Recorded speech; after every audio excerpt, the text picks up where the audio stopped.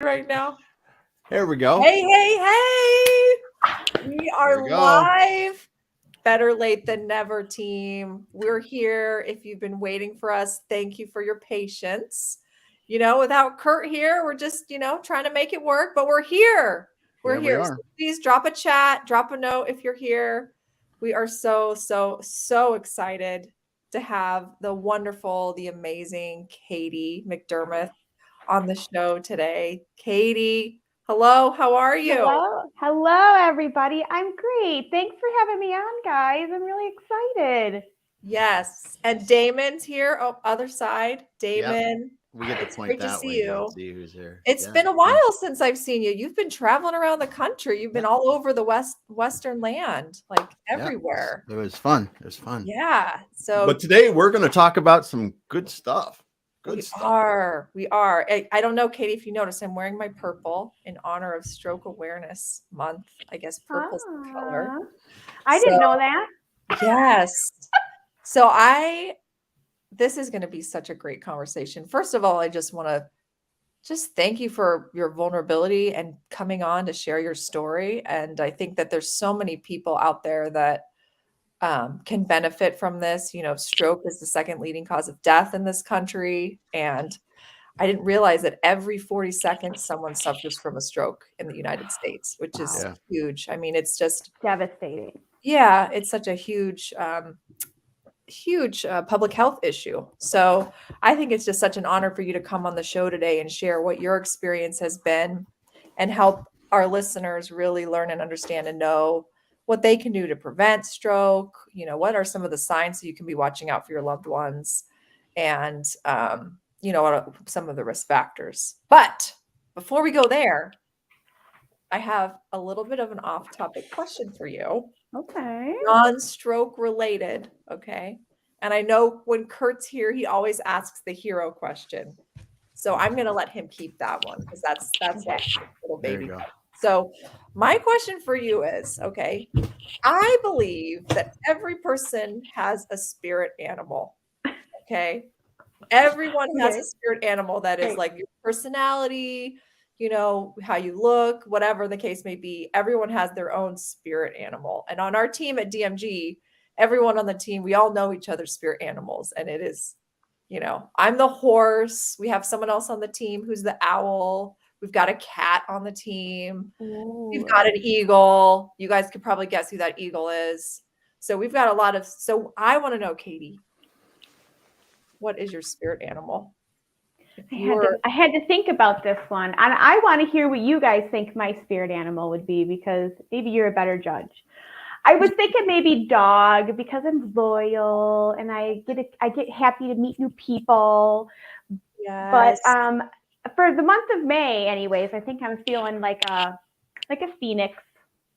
It's the first time that I've actually spoken publicly about my strokes, so it's a little bit nervous for me. Mm-hmm. But yeah, I had 2 strokes and here I am.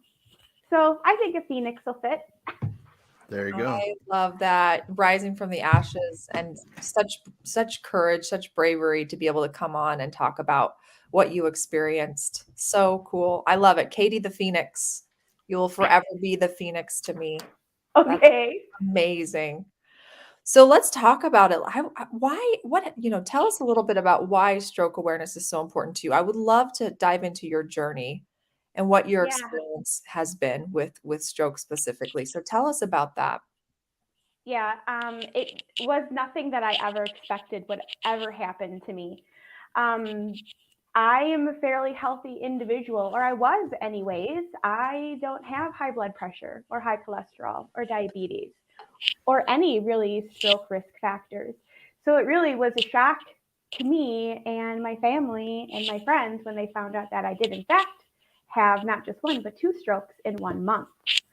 So, how it happened, or how I recall it happening, anyways, is nothing was different at all. I didn't feel any different at all. And then all of a sudden, I woke up in the middle of the night and I was super nauseous and I had to get up and throw up, but I couldn't stand up. And I was so sick and so tired, or I was having a stroke and didn't realize it, I didn't think about what I, like what to do. I remember crawling to the bathroom and trying to stand up. And I was thinking to myself in my head, oh, now I've done it. This is the end of the world and I'm going to hell. Cause I remember like holding on to the door jamb, like, cause I just couldn't stand. It was just the weirdest thing. I did not have the ability to stand and I felt as though I was being pulled down. Yeah, so I thought it was a bad bug, stomach flu. I remember laying on the floor, barfing in a bucket, and that's, pretty much the extent of it. When I look back at my history of posts from when it happened, like when I look back at my Facebook posts, I had a headache. I had a really bad headache, and I was struggling with my speech, and I had left-sided weakness. But for some reason, I have no idea why I didn't think I had a stroke. I don't know why I didn't even consider it. I took a couple of days off of work because I didn't feel well, and I went back, or took a day off, and I went back to work, and my boss thought that I was drunk. Wow. And he sent me home. So I went back home. I said, well, I'm not drunk. I don't drink. This Matt Goosey, just so you know. This was back when I didn't drink. And I went home, and then I came back the next day, and it was the same thing. He kind of harassed me a little and told me I wasn't walking right and I was slurring my speech, and he sent me home. And then he told me that I could not come back unless I could bring back proof that I didn't have any alcohol in my system. So I went to the ER, and kind of They were went like, from there. they're like, holy heck, you're not drunk. Yeah, Did they I'm know like, right oh, away? gosh. No, oh my gosh, no. I went to a really small rural hospital, and again, I didn't have any of the markers. Then why would they think it? I was 32 and healthy and didn't have any major health concerns. So it made no sense, and we just kind of pushed it off. And then I had to follow up with my family doctor, who was like right next to my apartment building, so he's really close. I just ran there on my way back home, and he did the tests, the stick out your tongue, and hold your arms out, whatever, flunked them all. He said, I think you had a stroke, Katie. I'm like, wow. No way. So yeah, then we went and got an MRI and saw that I had 2 in my cerebellum, 2 strokes. Wow. So so I have, man, this is. Yeah. So when you were in the bathroom that first moment and you couldn't stand up and you were throwing up in the bathroom, how long did that period of time last where you were like pretty much debilitated? Like when did you start having feeling back in your legs that you could move or whatever? Like what did you do? It wasn't necessarily that I didn't have feeling in my legs. It was that where my stroke was at in my cerebellum is what manages your balance. So I had vertigo, and it was the worst kind of vertigo. So like while I could stand because I had working legs and arms, I couldn't stay standing up because I kept being thrown back because of the vertigo, or pulled down, or pulled to the side, whatever it was then. Wow. And that's probably why you were throwing up too, because you're incredibly dizzy. That vertigo, it was it was insanity. It was so bad. Wow. I mean, that is amazing. Sheesh. Well, I'm sure at the time you were really upset with your boss, but thank goodness he said something so you could go push so that you went to the hospital, right? Nicole, you're the first person who's ever said that to me. I never even realized that. Thank goodness he pushed and sent me to the hospital, because I never would have gone to the hospital otherwise. I just felt weak because I thought I was so sick. I was just weak. So, wow. Think about it. If you hadn't have gone, what if it would have gotten worse, right? Yeah. So and it's so important that you take. It's unfortunate that he thought that you were drunk and was sending you for that reason, but in some ways, like almost a blessing in disguise. Right. Thank you, Nicole. That makes me feel a ton better. I have not looked at it this whole time. Wow. Yeah. So this happened in 2012, and I found out they were trying to figure out how I could have had a stroke, because there is absolutely no reason. Again, they were like, whatever. I didn't have any of the reasons that someone should have a stroke. until they did some research and found out that I had a gaping hole in my heart.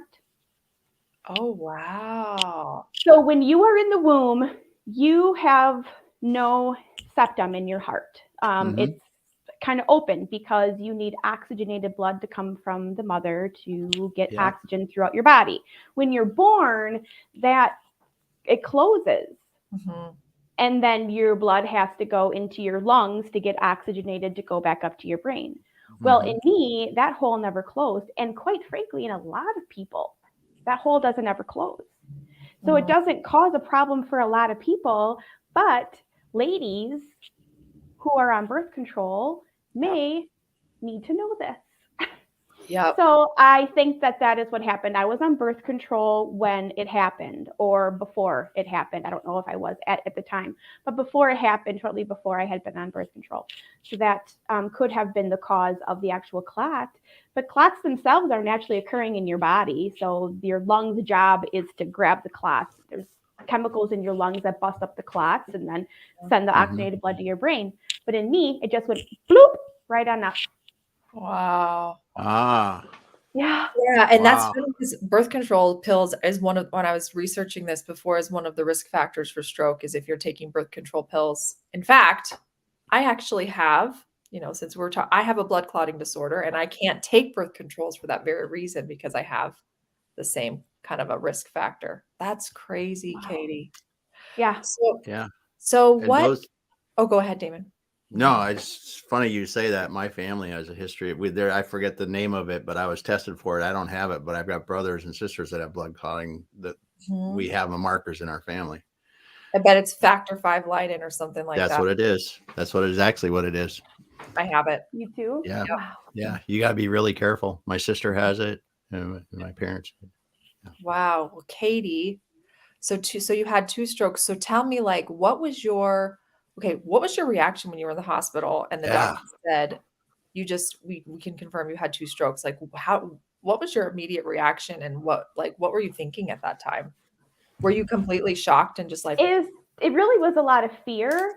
It was a combination of fear that they were wrong again, and it was nothing, and then I got to go work with this guy who thinks that I'm drunk all the time. But it was also it was really eye-opening to know that I was rather young and I had 2 little boys. Like my boys were not even teenagers then, and I was the sole provider for my family, and it was really scary and stressful.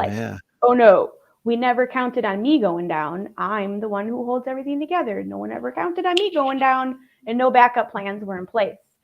So it was scary. I didn't know and then I found out that 1 in 4 strokes are reoccurring. So I was at risk of more strokes. And I was a nervous wreck. Everywhere I went, I was worried I was having another stroke all the time. It was so scary. Yeah. Oh, well, we have a really great question from Whitney. And I think let's bring this forward. How did no doctor ever catch this hole in your heart before?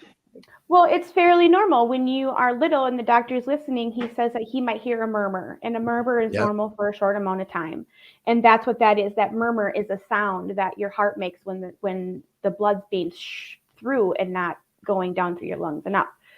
So they may have heard it, but they never really listened to it again in the future. It wasn't, after that. So it wasn't that big of a deal until the stroke, obviously. And they're like, well, the only thing that it really could be was a PFO, a hole in her heart. Let's go look for that. So they put this big, huge tube down your throat. It's like it's an ultrasound. So you remember your ultrasound wand, ladies? Yeah. Down my throat. Yeah. Oh, down my throat. Oh my gosh. Look at my heart. Then they inject, because this is crazy. Then they inject bubbles into your IV and you have to bear down and they watch the bubbles pass over. Oh my. Wow. So this is not like your run of the mill, so basically I could have a hole in my heart and I would never know it unless some serious event happens where they would test me for it, essentially.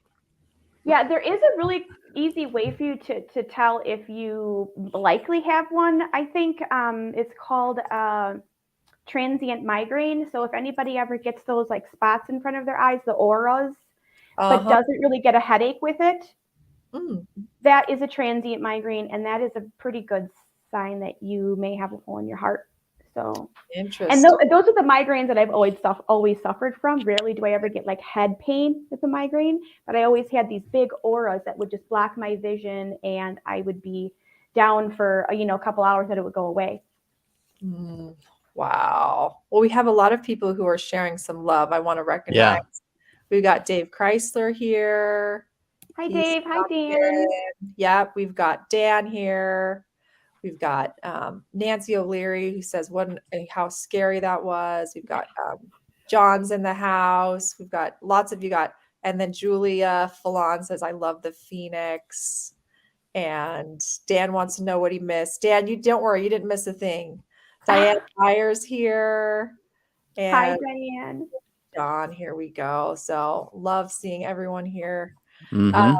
Very cool. Oh man. So how did so this is a lot, Katie. I'm just digesting. Yeah, it really is, because there's so Honest. many questions, right? There's so many questions. So Many questions. if you have a stroke, this is my question. Yeah. If you have a stroke, are you predisposed to having more? Well, they say that 1 in 4 strokes are reoccurring. So Okay. so to me, that says that most people probably have more than 1 stroke. See, now me, Okay. I didn't even know I had a stroke before I had my second one. And the only thing that I can recall, and my doctor as well, is that for a couple weeks beforehand, I've been complaining about pain in my ear, Interesting. which is like, right by my cerebellum. Yeah. So, and I had 2 of them, they were right there, and they weren't TIAs. They aren't, ones that pass and go. They were full-blown massive strokes. I was down and out for 3 months, probably. Oh, my. Oh, Yeah. Let's talk about your recovery. Like, what was your recovery like after you were diagnosed? Like, what did they have to do? What did you have to do to rehabilitate? Because I know that can really vary depending on the seriousness of the stroke, right? It's kind of like Right. it's a spectrum, right? So Yeah. tell us a little bit about what the recovery was like and what you had to This go is actually my favorite thing to really talk about as far as my strokes are concerned, is how I recovered, because you go through different types of therapy, occupational therapy, speech therapy, physical therapy, whatever. But then, they kind of judge from there what you need help with. So I had to work on like my fine motor skills was a really big issue for me. I couldn't, pinch things with my fingers. I couldn't grasp them with my fingers, anything small. So that was an issue. I couldn't type. I could only type with one hand. My left hand was like useless for a while. Wow. And then, so I was going to occupational therapy, which is what works on fine motor skills. And I thought maybe I could crochet and help with it that way, get some, exercise in my hands that way. And I've always been a very good crocheter, and I didn't want that to suffer.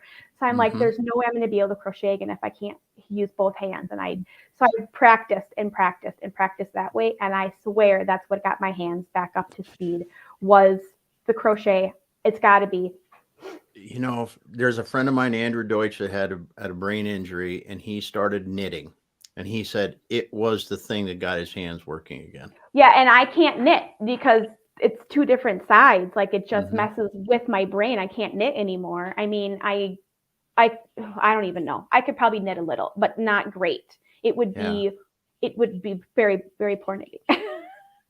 But like you said, the crocheting helped you to retrain your brain. Yeah, definitely. It was, and also because I'm right-handed anyway, so I was able to do that hard manipulative part with my right hand, but my left hand was to hold the work, but it holds your tension. Nicole, you know this. Yes. So when your left hand holds the tension, it kind of messes everything up. So for a while I would do that, but then I would also kind of hold it in my mouth, to kind of help my hand and pull it over. And then eventually my hand got strong enough and I was able to do it again. It's not perfect, but my left side is a lot stronger. I had to kind of learn how to walk better. My left side was so weak, so my left leg kind of drug a little bit. So I had to work on that. My vertigo is an ongoing issue that I still deal with. It's, permanent damage in my brain. So I still deal with the vertigo and the nausea. And I still do physical therapy for my eyes. My eyes don't cross, which causes problems. Your eyes are supposed to cross so you can see things close up and far away. So you can change your. Yep. So I can't cross my eyes. So I do physical therapy for that still. I did speech therapy for a while. Yeah, there's a lot of things you can do, and it's just, you got to get it done. They say that you have like it's a 3-month thing. Like you do the bulk of your recovery in the first 3 months. And then you do the other half of your recovery will be between like 3 and 6 or 3 and 9 months. And then after that, you're pretty much done. You don't come back after that. That's why it's so important to recognize a stroke right away. Get it done. Not only get those clot busting drugs to stop it, but also to deal with these deficits right away. Yeah, the sooner, it sounds like the sooner that you can work on your recovery, the better your long-term outcome is going to be. I have a question for you. Like, it had to have been so hard when you were crocheting, and it's something that you've just known, and then to not be natural at it anymore. Like, what did you do to get through the frustration? I was so sad. It was so depressing. Yeah. And because I've just kind of, my friends and my family, we all, knit and crochet, and I was always the go-to girl for the crochet. Do this for me. How do I do this? How do I do that? And actually, the day before I had my stroke, I was teaching a friend of mine how to crochet. So it was sad. It was sad. It was really disappointing. I remember my mom had a stroke about a year before I did, and she struggled too, and she was really depressed. And I don't know, we worked on it together, I guess. And I'm not as good as I used to be, but whatever. That's amazing that you and your mom have experienced something similar. Did you find that brought you together? Did you find solidarity with her, knowing that you guys have kind of gone through something similar together? I always felt solidarity with my mom. She is my best friend, and I do everything she does. So we were, I guess, some things it was maybe, like, oh, this is one more thing that we have in common, Mom. Yeah. No, nice to be able not that we want to go there. Yeah. Well, Whitney is so full of great questions. Yeah. Also, I want to just say Inger's here. Hi, Inger. She's here. Hi, Inger. Thanks for joining. That's okay. We relate to Inger. Don't worry. Yeah. And then Whitney has a great question. She was just asking, how did you mom during your recovery? Yeah. What did you do to get support? And what did you have to, like, how much were you having to go to physical therapy? And what did you do when it came to like taking care of the family? It was rough. I had to get help. I had a neighbor who was fantastic, and she helped me out a lot. We were in the same apartment building together. She just lived right next to me. So there was one time where we thought I was having another stroke. She came over and she thought I was having a stroke, and she called 911, and it's just my blood sugar dropped. Yeah. So I did have some help that way. My kids were little. They tried to help. They just tried to be a little bit more, tender and gentle with me, and they tried to help. And boys loving their moms like they do, they like to dote on me. They still do. They protect me from me. Don't stress out, Mom. I cannot have you having another stroke. Oh, that's so sweet. I love it. So tell us. I just heard that this weekend too. Mom, don't stress out. You can't have another stroke. I can't handle that. Yep. Well, it sounds like this. I mean, it doesn't sound like this completely caught you by surprise. And I think that's something. Obviously, your risk for stroke does increase the older you get, but it does happen to young people. I think Sharon Stone is one example. She had a stroke when she was fairly young at the time. It was like 23 years ago. And she had recovery from that, so that there is a 50% rise in strokes in boys under the age of 12. Really? Interesting. Yeah. I mean, there is no age where you're safe. Babies have strokes. It happens. There is no safe age, and there really is nothing that you can do to stop it from happening. Because if you're going to have a stroke, you're going to have a stroke. Yeah. Exactly. Clearly your health doesn't have anything to do with it. Mm-hmm. Yeah, sometimes. I mean, a little. Yeah, I mean, not all the time. But yeah. Well, Bonnie's here. Let's say hi to Bonnie. And hey, Bonnie. Hi, Bonnie. Gwen says thoughts and prayers are with you, Katie. Hi, Gwenny. Thank you. So let's talk about how you can recognize the signs, because I think stroke is something really like for you, for us to be aware so that when we're with our loved ones, we can recognize right away, because obviously the sooner that you get help, the better your recovery is going to be, the better your outcome. So it's all about like speed, getting to healthcare quickly. So Right let's away. Yeah. talk about like those. And I think there's a really cool acronym. It's called Be Fast. Well, let me tell you this though, Nicole, it didn't used to be fast. It used to just be fast. And that's what I always knew. I was a CNA when I was when I was like 20, and we knew how to look for a stroke. We knew this stuff. And so it was like one of those things where it was like I didn't recognize it in me because I didn't realize that the B and the I were also important. So the acronym, like you said, is Be Fast. So the B stands for balance, and that's where I come in. That's where you have those balance issues, because a stroke is a stoppage of the oxygen or the blood flow to a particular part of the brain. So wherever this lack of blood or oxygenated blood is at is where you have the brain damage. So for me, again, it was my cerebellum, which manages a lot of things, but mainly your balance. So that would be the B. The I is eyes. So if you notice that you have gone blind in one eye, or you can't turn an eye, or maybe you get just a black spot on one side or the other, those are signs.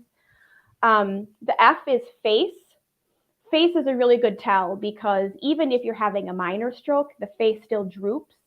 So, and it might be mild, but if you look at somebody and they're not symmetrical and their face droops, and you can kind of see mine does too still. This side kind of hangs down a little, droops down farther than this one. So it just happens. So face droopiness is a big side, a big sign. They say one-sided, but could be both too, because you could have a stroke, 2 strokes at once, so both sides would go down. A is for arm. So arm weakness or leg weakness, again, one-sided. So if you ask somebody to hold their arms out like this, and if one just drops or doesn't hold, that's probably a stroke. S would be for speech difficulty, and a lot of people are familiar with this. It doesn't always happen like gobbledygook. Sometimes it just doesn't make sense. Or if they're just confused in general. And then the T is for time, because time is really of the essence. It's so important for you just to call 911, even if you suspect it and you don't know for sure. Call 911, get the help these people need, because as soon as they can get those clot busters in you, it just brings the oxygen and blood back to that part of the brain, and will start to fix it, start to heal it. So it's so important done right away. Reduce the amount of brain damage that you have to recover from.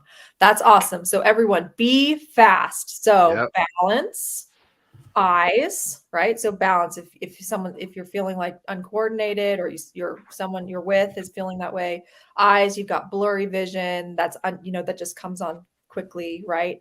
And then I think another part of the B is like a really strong headache that just comes on really fast, I think was one of the other things I said. So B, eyes, and then F is for face, drooping. A is for arms. What about arm numbness? Is it just weakness or numbness too, Katie? I don't think it was numb, but I remember, because I do this a lot. I think people notice me doing this a lot. It's a different feeling, I remember. I don't remember it being numb. I'm sure, maybe that is part of it too. I don't remember it being numb. I remember it feeling weird. Like it's not attached to me. It was just weird. Yeah. Oh, man. So arms, and then the S, speech. So changes with your speech, and then time. So call quickly. So everyone out there listening, this is such great information to just always have, ready and aware, so that whenever you're with your family, your friends, wherever, you can be aware and be able to assess the situation really, really quickly. You're not healthcare providers, but we can sure be alert to what's happening and be able to call those people and get someone. So be fast. That is such great advice. Thank you. Oh my gosh. Wow. Oh man, I need to take a breath, Damon. I need to take a breath. Yeah, because this is serious stuff. And I bet your children know. I bet your children know now what to look for. Yeah, like, and they tell you, put your arms out, make sure. yeah, well, my husband, he's the worst. I'll be like, oh, I don't feel good. And he'll be like, stick your tongue out. Because if you stick your tongue out and it goes to the side, or you can't stick it out.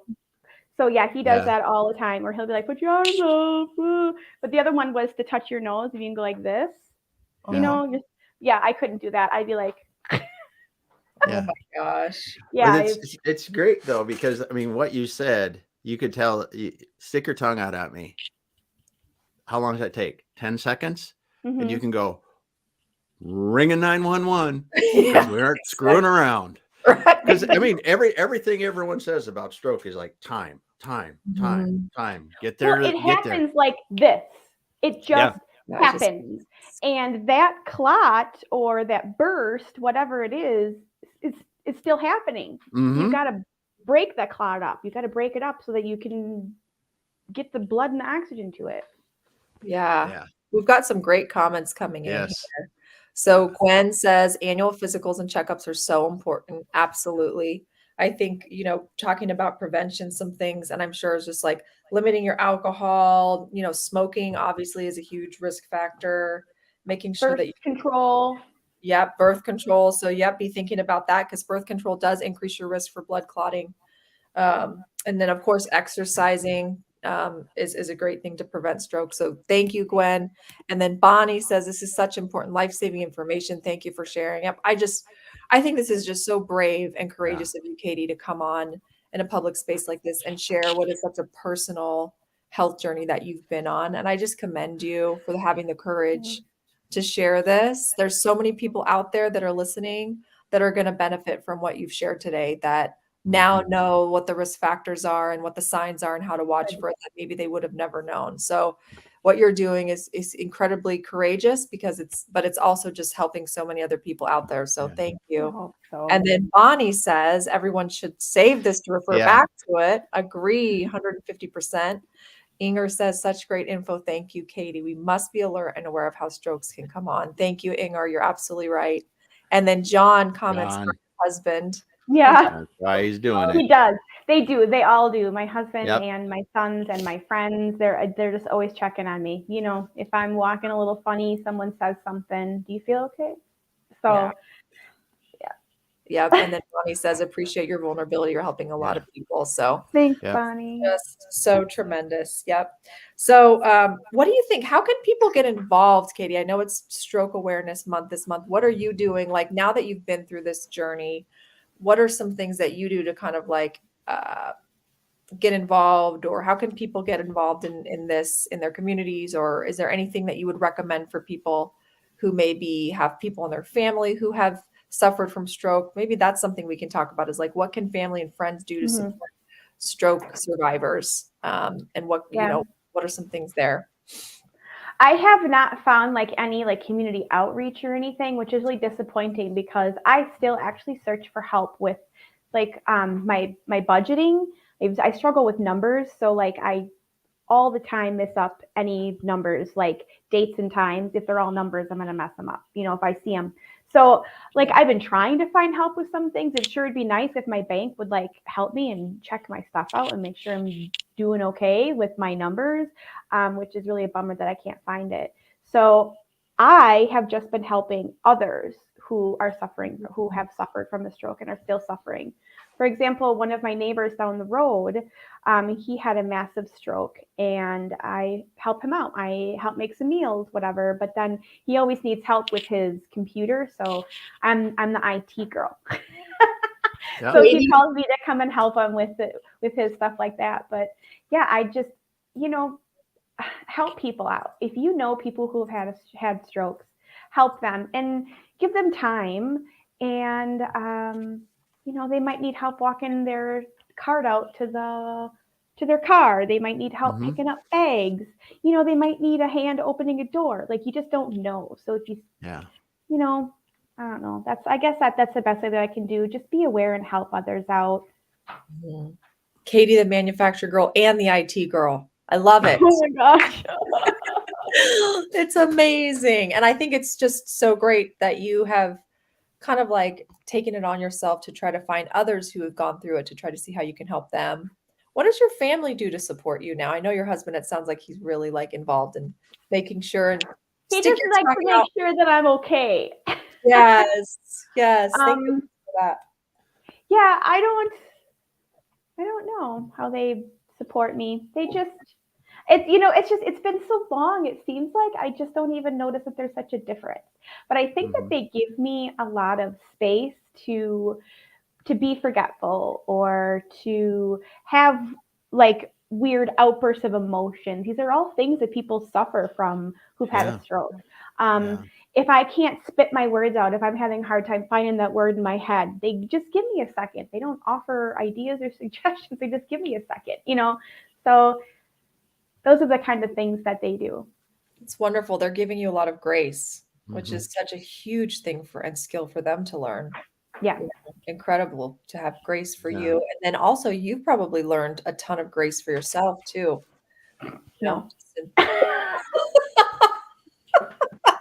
No, but aren't we all really our own worst critics? Yes, I've yes, just that's learned true. that you never know how strong you really are until being strong is all you have. Yeah. I couldn't like just take off and not be a mom and not be an employee and not be, a daughter. I had to still be those things while I was going through my stroke, and I wouldn't have had it any other way, to be honest with you. Right. So you just get strong and you learn. Yep. How does that experience how does that shape your mindset and have changed you as a person going forward when you face new challenges or problems? Or you're Oh my facing gosh, it's so frustrating. And I think I speak for all stroke survivors here. It is so frustrating when you cannot do something that you used to be able to do. Yeah. So, when my neighbor Owen, when he gets upset that he can't figure something out, he just has these outbursts and he throws things or whatever. And I get like caught up in stuff, or I get overwhelmed, or I get hot or something, and then I just break out in tears. I can't help it. Mm-hmm. Mhm. So you just, And you I know don't what, know, you though? take space. I love that though, because you're giving yourself the space to feel it. Like you're not saying it's not okay for me to feel this way. You're letting yourself feel the frustration and validating it. And then you can process it and move on. I remember my grandmother, bless her heart, she passed away from Lewy body dementia, which happened very suddenly for her. I don't, it's and I'll never forget. We went on a trip together, and it was the first time I had seen her in years before she started to deteriorate really quickly. And on that trip, we kind of realized she was deteriorating, and it was really hard to watch her, like, not be able. The frustration she had with things that she used to be able to do that she couldn't do Yeah. anymore. And I just had so much empathy for her, just in that moment that she just wanted to so bad be able to, you know, walk, but she couldn't walk the same way she used to be able to. So I think that's so great to just think, to have empathy for Yeah. the people around us like that. So I haven't been able to ride a bike since then, and that's a real bummer for me too. Mm-hmm. So there's that. And then also, like when you go to get your driver's license or to renew your driver's license, they ask if you've had a stroke in X number of years or if you've ever lost consciousness. So you got that. So I didn't have my driver's license for a couple years. And then, like if you go to the gym and you want to do a membership and you have to sign that form, they know about that and they say, oh, no. You can go to physical therapy at your doctor's office because our insurance is not paying for you and you Yeah. fall on your face. Yeah. So, yeah. Oh my gosh. But I mean, just think about what you've overcome and what you've had to learn over again, like with the fine motor skills, learning how to type again, learning how to walk better, all of those things. That to me, that's just like resilient, like that's just armor for you, so that going forward, you'd be like, man, look what I overcame. I'm so capable and Yeah. able to tackle whatever, God puts in my way because I've done it before and he's given me all of the capability and the mindset to be able to do whatever is going to come my way. And I just think Right. what a wonderful experience in that sense to be able to be blessed with the resilience to be able to see that, I love it, Katie. Yeah. You're an Thank inspiration to you. me. No doubt. Aw, No doubt. guys. Yep. So we've got some really great comments. Gail is here. Hi, Gail. Hi, Gail. She said grace was her 2022 word. I love that. And Katie, There you go. absolutely a rock star in manufacturing. You do get strong and you learn. Yes. Love that. And then let's see. And then Whitney says, I can only imagine how frustrating that must be to know deep down what you want to say but not be able to do it. Oh, that would be so hard. It is so, especially for somebody who's so wordy like me, and I'm talking, or and it happens most when I'm like, on the spot or nervous or stressed out or whatever. It happens at the worst times when I can't find my word, and I'll be like just cruising along on a sentence, and I'll be like, and I gotta think about it. It takes a while. So it is, it can be frustrating. But I guess it was pretty cool to learn everything again. Not cool, but now that I look back, relearning things really solidified it in my mind, I guess. So, maybe if I have another stroke, I don't have to worry about trying so hard to get back because I've already come back once. Yeah. Exactly. You're just like building that like resilience. I had someone on my podcast. He's a chiropractor, and he wrote a book about stress. I'll never forget this. I thought it was so brilliant. He said, people talk about stress as if it's a negative thing, but really we all need a little bit of stress. It's healthy to have a little bit of stress. And he was saying that if you think about the most successful people, they're able to handle a great amount of stress. And the reason they are is because they've had these incremental learnings where over time they just develop this ability to handle more and more stress. So it's not like, obviously nobody can handle it from like a little bit of stress and all of a sudden like, whoa, max out, like this is massively stressful.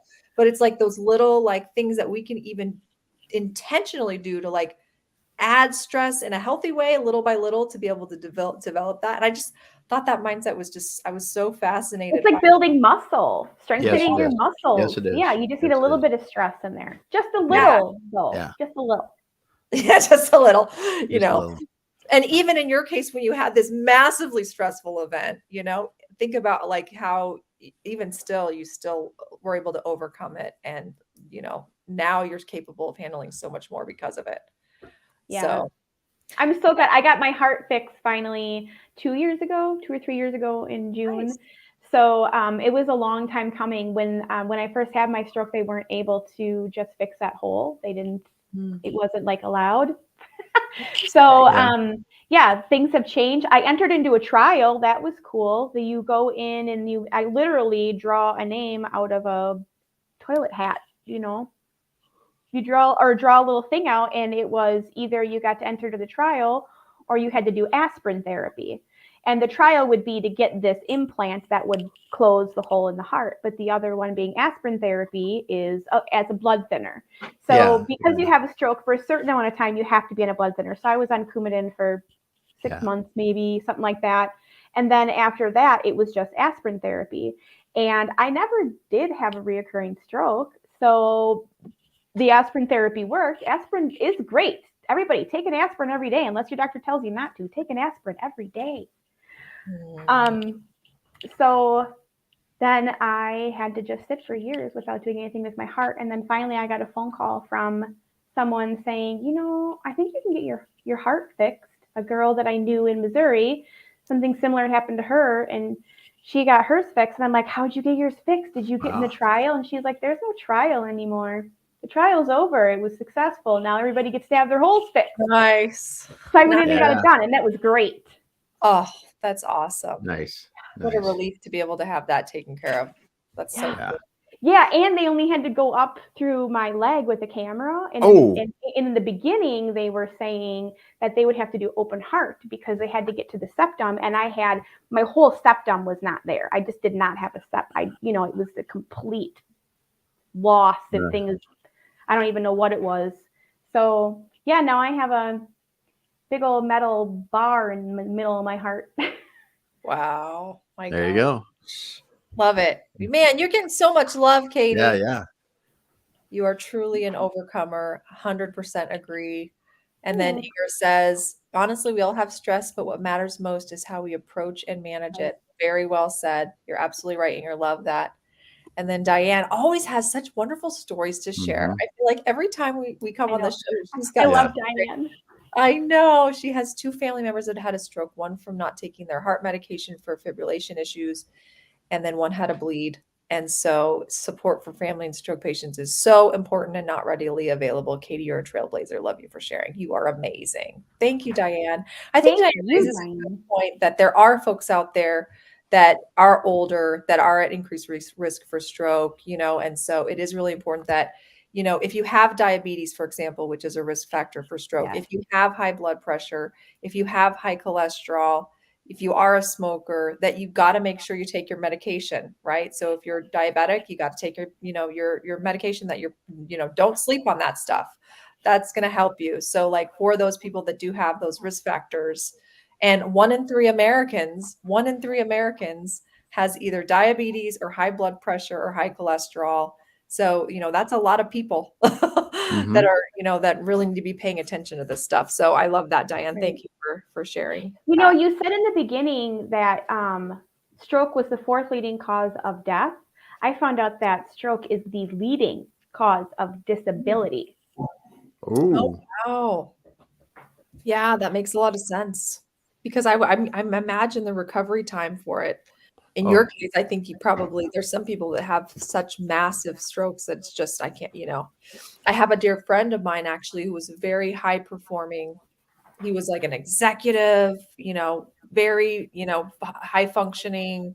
And he had a massive stroke at probably 39 years old, very similar to you, just out of nowhere had a stroke. And after that, he went through recovery and everything, but he wasn't able to go back because of where the stroke was. I think it was like right here in his frontal lobe. Oh yeah, that's your attitude and your mood, and yeah. Exactly. So he's been on long-term disability. He hasn't been able to work for over a decade, so you're absolutely right. That is definitely something. And so anyway, this has been such an amazing conversation. yes. I am so grateful to you, Katie, for coming and sharing your story. And I think it's so inspirational for so many people here who, have family members who maybe struggled with this, and just how they can be supporting their family members, how they can be aware of the signs. Any final thoughts, Katie, as we wind down the show today? Any final, words of wisdom you could share about? No, not really. I get, let me think. No, like I said, you never know how strong you really are until being strong is your only choice. So that is so great. That is so great. Sometimes so great. My brother used to always tell me, what are you going to do, Katie? Shrivel up and blow away? Yeah. Mm-hmm. Yeah. So you great. Gotta face it and fight it. Yeah. Face it and fight it. Awesome. Face it and fight it. Well, you are. All right. Where's the mic? Who's dropping it? Yeah. Katie's been dropping it all day here. Mic. Yeah. I feel like I can't take, that's like Kurt's thing, Yeah, it's Kurt's thing. Yeah. Darn it. Kurt. We gotta show some reverence for Kurt, you yeah. But Katie, I love that. You've got to say it one more time for us. You said it was the 2 F's. You've got to say it. What was it? Face it and fight it. Face it and fight it. Yeah. Face it and fight it. So for everyone out there, I had to write it down because I forgot it.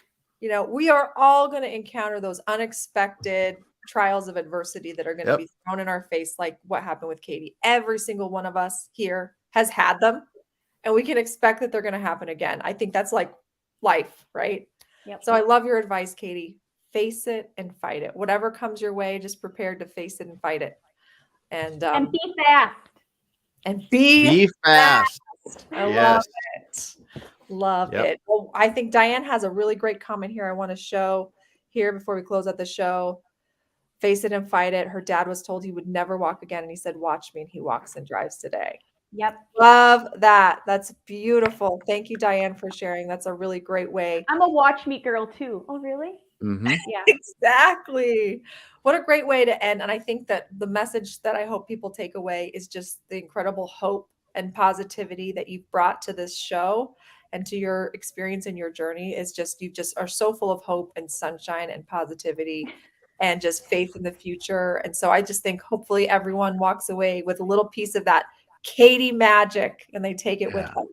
Aw, thanks, Nicole. So Thank you. Yes. Damon. Take it away, brother. Well, Katie, thanks for sharing your story. I mean, it's really powerful. It's powerful, and thanks for, especially too, for sharing Be Fast, because I think one of the things that I didn't realize sitting down here today. First of all, I knew you had to go to get to the help quickly with a stroke, but I had no idea how to just that quick assessment, stick your tongue out, doing those kind of things. So super helpful there. Thank you so much. And then the inspiration from you, your personal fight and coming back, and the things that you did, and the challenge you faced. Just thanks so You're much. gonna make me cry. It's cool. I mean, we go through things that we don't even realize, and I think hopefully we've looked at what you've gone through, because you don't realize it when you're going through it, how momentous it is from the outside, because you're in it. And just thank you. It's awesome.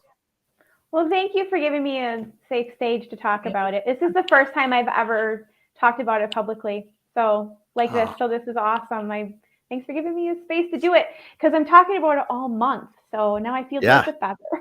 I was going to say, hopefully this won't be the last time you talk about it, because your story and your experience, there are people out there that need to hear it, more people. So just keep on, every time you share it, you're going to get a little bit more confidence. And, it's such a powerful and inspiring journey you've been on. So thank you. Thanks, guys. Thanks, everybody, for hanging out and listening. Thanks, you guys, for coming today. We appreciate all of you so much. Thanks for bringing all the Katie love. She deserves every second of it. She's such a fierce trailblazer. So thank you, guys. We hope you all have a wonderful rest of your day. See y'all. Bye. Thank you. Okay. How do I think we have to just leave studio. That's what we need to do. See you, everyone. Bye.